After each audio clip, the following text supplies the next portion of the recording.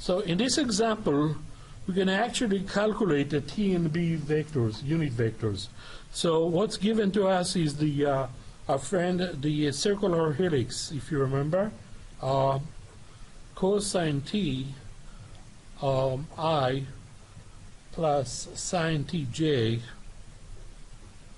So here's the circle part, and tk. Okay. So this is the circular one. I should have written a circular helix. One of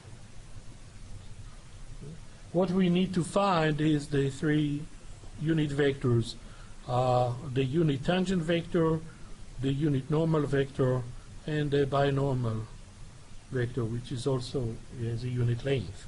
So here we go to what I wrote earlier, the definition of the three.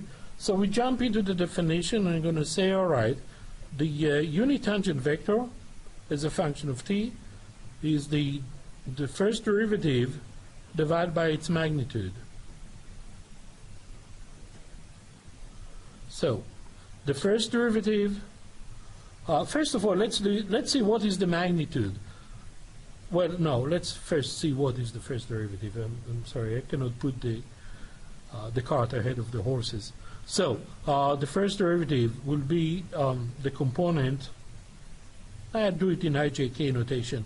The derivative of the cosine in the I direction, the derivative of the sine, the cosine direction, in the j direction, and 1 in the k direction.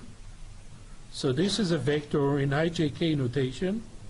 And what is the magnitude? Well, you have sine squared plus cosine squared, that's 1, and plus 1 from the k. So you have sine squared, negative sine t squared, plus cosine t squared, plus 1. So you have 2. So the result would be 1 over square root of 2. And here we have the negative sine ti plus cosine t j plus k. So there is your unit tangent vector. It gives you the direction of the curve. Remember, r is a position vector. It gives you the direction of any point in time t from the origin to that particular point on the curve. But the tangent, the unit tangent vector, give you the actual direction of the curve at any given time. All right? But remember, a curve has three directional vectors now. It has the tangent, the normal, and the binormal. The tangent really points the direction of the progress, and the normal and binormal are both perpendicular to that. Each one is orthogonal to the other, so in two different directions that are perpendicular to each other. But the threesome are all a description of a single point on a curve as the point moving along the curve.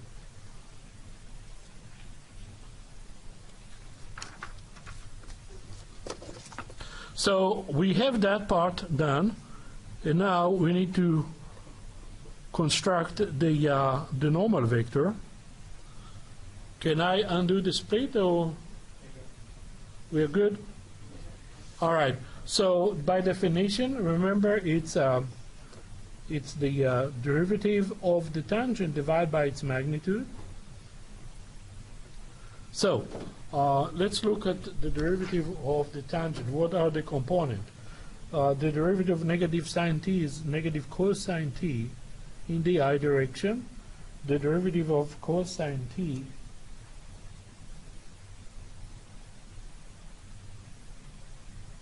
I don't know, I noticed that I had a very small plus here, but when we go back to the t, this was plus in front of the cosine, right? In case you wrote it otherwise. But when you take the derivative, negative sine t in the j direction, and what about the k direction? 0. So we are not going to write it. And what will be the magnitude? And what did I forget? 1 over square root of t. right? 1 over square root of 2. So let me write it again. I didn't really forget it because it's going to cancel out. So with the magnitude. I'm sorry? So, but since I write in detail here, I might as well include that. In my note, there is a shortcut. So the magnitude, well, you have this scalar quantity, and the magnitude is simply cosine squared plus sine squared. So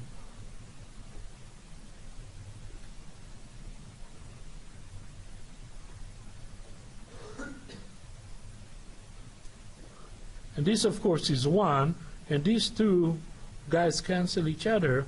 So what you have at the end is simply negative cosine ti minus sine tj. That's it. So this is the normal vector.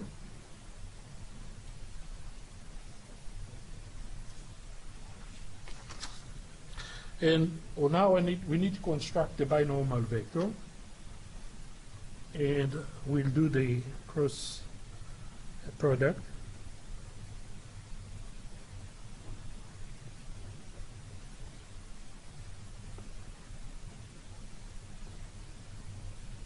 So the the tangent vector, we have square root of 2 because square root of 2 is a scalar multiplier. Remember the properties of these dot, the dot and the cross product. And in this case, the property of the cross product, if you have a scalar multiplier, you pull it out.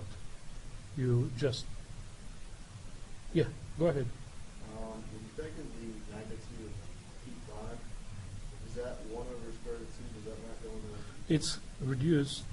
If you square it and take the square root, you square it and take the square root, you're back to 1 over square root of 2. No, I get that. But shouldn't it be under the square root in the cosine? Yeah. Cosine Yeah, Square it. but you square it and then you factor it back out. Oh, okay. Yeah, let's jump on it.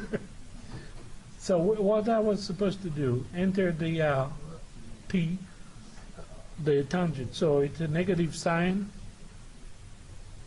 in the I direction, cosine t in the j direction, and 1 in the k direction, right? And the normal is negative cosine t in the I, negative sine t in the j, and 0 in the k direction. So we have the square root of 1 over square root of 2 outside. And what are the components? In the I direction, we have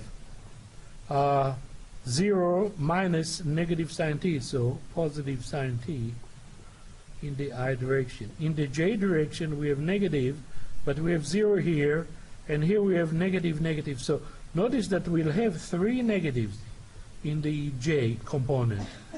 Okay, negative from here, and this 0 minus, that's the second negative, and negative cosine t. So the end result is negative cosine t in the j direction. What about the k direction? We have sine squared minus negative cosine squared, right? And that will be a big 1. So we have k, and that's it.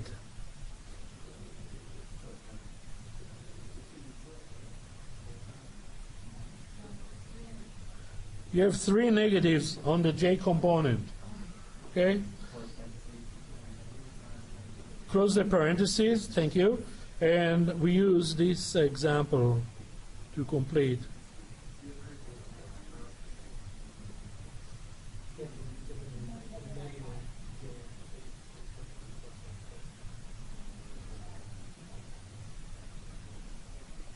Problem number 11.